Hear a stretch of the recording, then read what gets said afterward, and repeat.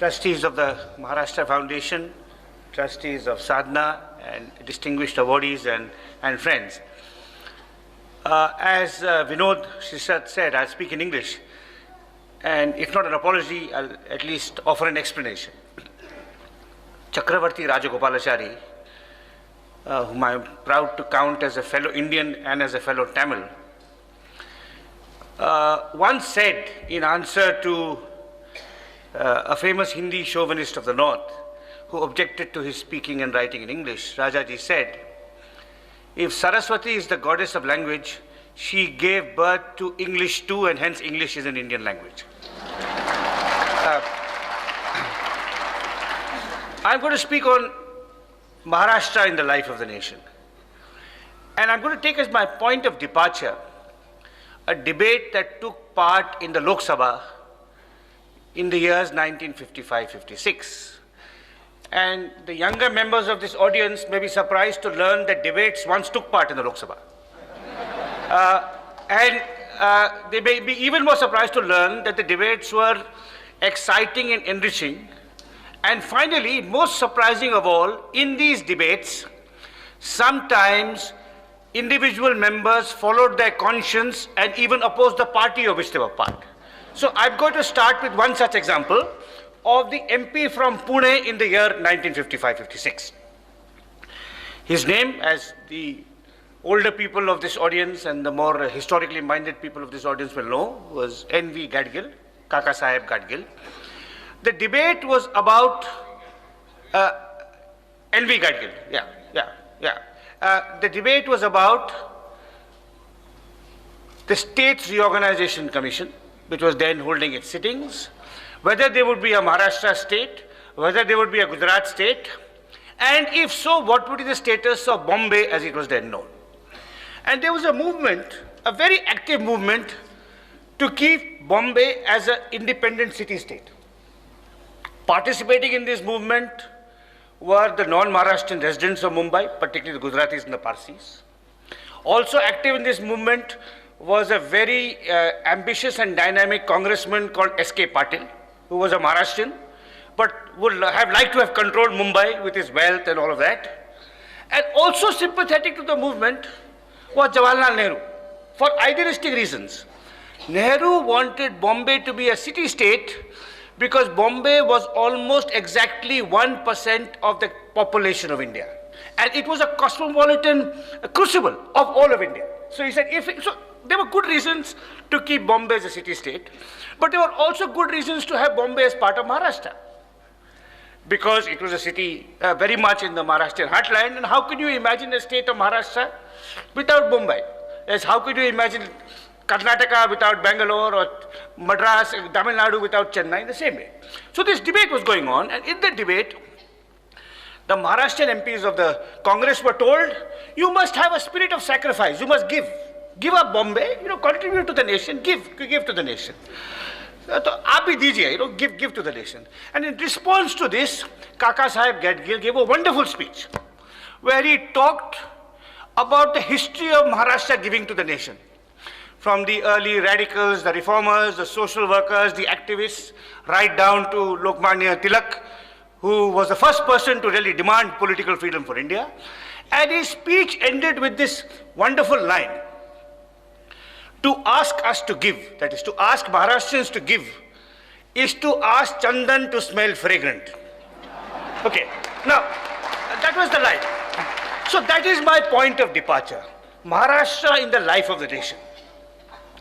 I am a historian, though my name is slightly misleading. I'm not a Bengali, but I did my PhD in Kolkata, and my discipline is dominated by Bengalis.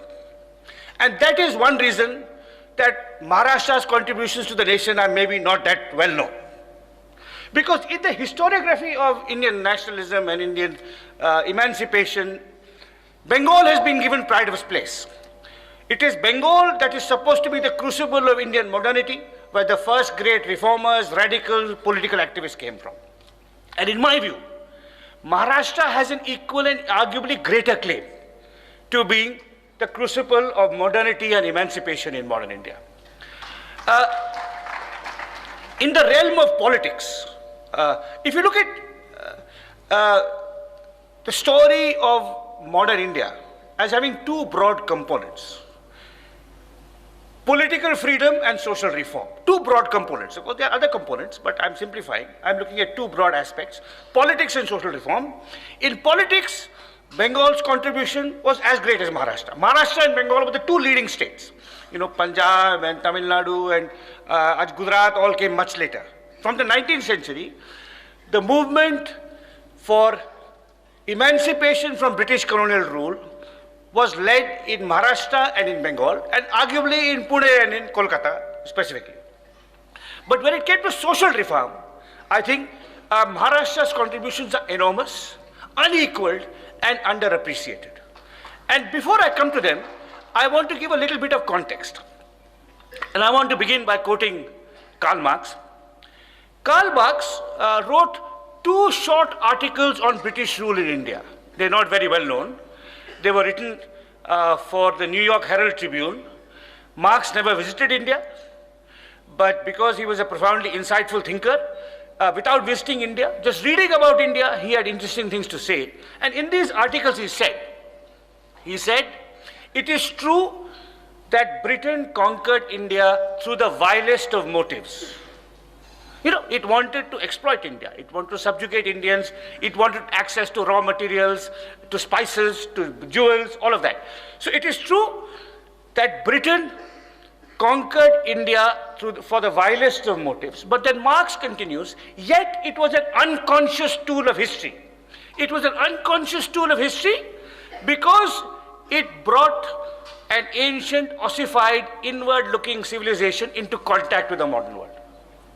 And there remained two reactions to the West and to modernity. One is to reject it, to say we are greater than that. You know, we invented plastic surgery. It's a common version of that, right? It's a common version of that. The other is to introspect and to say, why is it that we fell behind? And this introspection started in Maharashtra. And this is where the movements for social reform took shape. And the introspection particularly focused on the two fundamental cleavages in Indian society, the cleavages of caste and the cleavage of gender. However sophisticated Indian civilization was, however beautiful its temples, however glorious its philosophical writings, however great its dramatists, there were two deep-rooted social evils in Indian society, our exploitation of low caste and our exploitation of women. And it was in Maharashtra in the 19th century that an awareness of the injustices to women and low caste and a desire and an ambition to eradicate them took firm root. They were also happened in other parts of India, but Maharashtra led the way in the emancipation of women and low caste. Dr. Anil Vedhe in his speech mentioned some of these people. You mentioned Ambedkar and Phule and so on. But again, I'd like to give, as a historian, a little bit of context. Now, take Gokhale and Phule. Just take these two figures. It's not clear whether they met. It appears Phule had somewhat ambivalent feelings towards reformers, Brahmin reformers like Gokhale. But as a historian, I can tell you that Maharashtra needed Gokhale and Phule both. Because if social reform is to take place, it needs a combination of emancipation from below and guilt-ridden upper caste from above. It was the guilt-ridden upper caste like Brahmin, like Gokhale and his colleagues, less so Tilak, Gokhale more than Tilak, who recognized that the treatment of what was then called the depressed classes was a blot on Hinduism and on India. It required that, and it required grassroots mobilization from below. And just as Maharashtra needed Gokhale and Phule both in the 19th century, India needed Ambedkar and Gandhi both in the 20th century. As I said, Phule and Gokhale did not really have many interactions. They may have just passed, as they say, ships pass in the night. They may have walked down the road and not really. Gandhi and Ambedkar, of course, had arguments and fights, including in this city. But, well, you can add more names. That's okay. I mean, Rana Day was Gokhale's guru, you can add Rana Day to that, that's fine. But Gokhale took it a little further than Rana Day. You see, my talk is illustrative. This is the point. When you mention one name, someone will say, oh, why not him, why not him, why not him? You know, for illustrative purposes, I'm happy to take Rana Day also. So just as Maharashtra needed Rana Day and Phule, or Rana Day and Gokhale on one side, and Phule and Savitri Phule on the other side, in the 19th century, India needed Ambedkar and Gandhi both. Similarly, with the question of gender. With the question of gender also, if you look at the history of the granting of the vote to women in the West, it was the combined pressure of the suffragette movement, that is women themselves asking for the vote, and male philosophers like John Stuart Mill, who wrote a famous essay on the subjection of women. So awakening the conscience of men to the horrors of patriarchy. Similarly, in the Maharashtra of the late 19th and early 20th century, Maharashtra needed both Anandibai Joshi, Pandita Rambai, Savitri Phule, and people like D.K. Karve. So both were needed. And this also anticipates what happens with Gandhi later on in the 1920s and 30s, where women are brought into the national movement, partly because of Gandhi, but partly because of the agency of women themselves. Kamala Devi Chattopadhyay, for example, was very important in insisting to Gandhi that women must also court arrest during the Salt March. So, these two fundamental axes of social inequality, which disfigured Indian society and really made us incapable of really, how do I put it, really undermined our case for political freedom. The most frontal, the most direct, the most hard-hitting attacks on caste and gender equality happened in Maharashtra. And in that way, it absolutely showed the way to the rest of the nation. Far more so than any other part of India. But there was one other aspect to that work, which I'd like to mention. And that was the setting up of civil society organizations. Again, across caste lines. If you look at 19th century Pune, there were three organizations. One was the Satyashodhak Samaj, one was the Pune Sarvajanik Sabha, and a little later in 1905 was the Servants of India Society. Now, I just urge you to just investigate these names, these three names. Each of them is beautiful. Satyashodhak Samaj, Society in the Service of Truth, with justice being part of truth. Pune Sarvajanik Samaj, Sabha, Pune, a society for everyone, not just for one caste. And finally, Gokhale's Servants of India Society. Now, why this is absolutely radical and revolutionary is that in traditional Indian society, you did not have social service or social welfare organizations that were non-denominational. You only had caste associations. You had dharamshalas only for Jains, or only for Brahmins, or only for Gaudas, or only for Marathas. Or you had religious organizations like the Arya Samaj, which were mimicking Christian missionary organizations that were clearly for Hindus only. And Pune, through these organizations of the 19th century, Satyashodhak Samaj, the Pune Sarvajanik Sabha, and then the Servants of India Society, pioneered a form of social work and social activism that is represented on the stage today. All these extraordinary individuals who are being honored, who are working for the uplift of the downtrodden, without discrimination according to for caste or religion or gender or whatever, I think they exemplify the living traditions of Pune and Maharashtra. So, as a historian, again, I am not saying this simply to flatter you, though maybe I am flattering you also. As a historian, I would say, far more than any province of India, Maharashtra has been in the vanguard of social reform, the most progressive movements. Vinod Sirsat mentioned my book, Makers of Modern India. 7 out of the 19 people are Maharashtrians, and there are only 2 Bengalis. And the only 2 Bengalis, Raja Ram Mohan Roy and Rabindranath Tagore. And I was told that my friend, a close friend of mine who had served in Bengal, told me, when you next go to Calcutta, you'll have to go with a helmet on your head. All right. Now, it so turned out that although 7 of the 9 were Maharashtrians, the Maharashtrians were not happy. My close friend, who was a professor in Pune University, said, only 7, you have left out Agarkar, you have left out Pandita Ramabai. So, it so happened, even though 7 out of 19, which is a huge number, were from Maharashtra, that did not satisfy. But it was 7 out of 19, I think, was an objective indicator. The first of the 7 was Phule, and the last was Hamid Dalwai. Was an objective indicator of what an incredible role that Maharashtra has played in the life of the nation. Now, I've spoken of politics and social reform. I've spoken of caste and gender equality. If you move to other spheres, less important, more enjoyable spheres of social life, Maharashtra is also in the vanguard. Many of you know that I'm passionate about cricket. But you probably don't know that the older I get, I enjoy a classical music concert far more than cricket. And this has been happening for some time. About 25 years ago, I was living in Delhi, and a friend rang me up, and he said, there's a series of concerts in Pragati Maidan. There was some cultural festival, and you must go.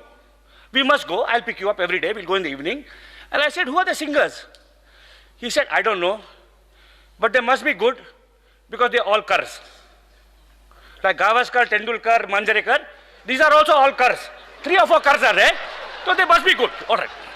So I looked at the name, and it is true. They were all Kars, and they were at that stage unknown. This is like 1991. There was Ulash Kashalkar, Padma Talwalkar, Aarti Ankalekar, Tikekar, and one more Kar. So, and that was the first time I heard Ulash Kashalkar. There are also Kar and also some day like Borde, Gupte, you also have Bhide and so on. And of course, Maharashtra's contribution to classical music, which I believe is the highest flower of Indian civilization. You know, I think it's much greater than art, much greater than writing or even maybe filmmaking is classical music. That was the first time I heard Ulash Kashalkar. And Ulash Kashalkar and Ashwini Bhide Deshpande are absolutely my 2 favorite singers today. You know, some years ago, I was checking in at the India International Center in Delhi. So 2-3 years ago. And I was checking in, and Ulash Kashalkar was also checking in next to me. And I am now 58, so I was 55, all right. And he's about my age, I think, maybe about the same age. The emotion in my mind when I saw him next to me was when I was 16 years old and I saw Tiger Pataudi. Now, the difference was that I did see, when I was 16-year-old and I saw Tiger Pataudi, I once went and asked for his autograph. But when I saw Ulash Kashalkar next to me, I hesitated. I said, I should not introduce myself. A musician's peace of mind is far more important than anything else. So, I have now flattered you enough. I've told you about Maharashtra's extraordinary contributions to social reform, to politics, to the fight for gender and caste equality. I've told you a little bit about, which you already know, about Maharashtra's contributions to cricket and to music. Now I want to tell you about the nasty things in which Maharashtra is a pioneer. The remarkable thing about Maharashtra is that it's a pioneer of both sides. Somebody once said, I forget who it was, somebody once said, India is home to all that is truly noble as well as all that is truly disgusting in the human experience. And Maharashtra exemplifies that because it is part of India. And just as it has been the vanguard of progressive social reforms, it has been the vanguard of all that is best in the Indian political, social, activist, cultural tradition. It has also pioneered some rather unpalatable things. It was Maharashtra that pioneered and perfected the demonization and the persecution of minorities. The definition of India as a Hindu state, giving everyone else second-class citizenship, was most fully intellectually elaborated in Maharashtra. That's also part of Maharashtra's history, the history of India in which Maharashtra plays a part. It was also Maharashtra that pioneered religious chauvinism and also linguistic parochialism. A politics of revenge and vendetta based on what language you speak, which has also now entered my state, Karnataka, was pioneered in Maharashtra. And finally, it was also Maharashtra, or politicians from Maharashtra, who pioneered the misuse of the power of eminent domain to hand over state land to private interests at a consideration. So that is, that's true. You know, as a historian, I must tell you this, because a historian's job is to explore the white and the dark and the shades of gray. But today we are here to celebrate white. We are here to celebrate the best aspects of Maharashtra's contribution, not just to Maharashtra, but to Indian society and nationhood. And I want to end with one more comparison. When I was asked to come here today, I accepted at once because of my admiration for sadhana and the work it does. I did not know much about the Maharashtra Foundation. Now I know a little more. And it strikes me that there's a remarkable contrast between what the Maharashtra Foundation is doing and what happens in my native state of Tamil Nadu. We Tamils have exported many people to America, and they are even more prosperous than the Maharashtrians. You know, they're heading companies like Google and all kinds. You'll all find Tamils. Yet, unlike the people in the Maharashtra Foundation, they give nothing back to their home state. You know, and partly, of course, there could be a sociological explanation that, like, you know, you had people like Gokhale and Karve and many others. You had guilt-ridden upper castes. You know, Tamil Brahmins are the most elitist and reactionary, you know, of community. They take such great pride in themselves, they distance themselves from all the other Tamils. So this is an extraordinary difference. You know, so you have one kind of NRI who kicks the ladder he climbed and has no interest in the state. You have another kind of NRI from a state I shall not name. I'll only say it rules India at the moment. You have another kind of NRI from that state who funds the most reactionary activities. And I think what the Maharashtra Foundation is doing is carrying on the tradition from the 19th century of Maharashtra showing the way to the rest of India in progress and human emancipation. Thank you very much.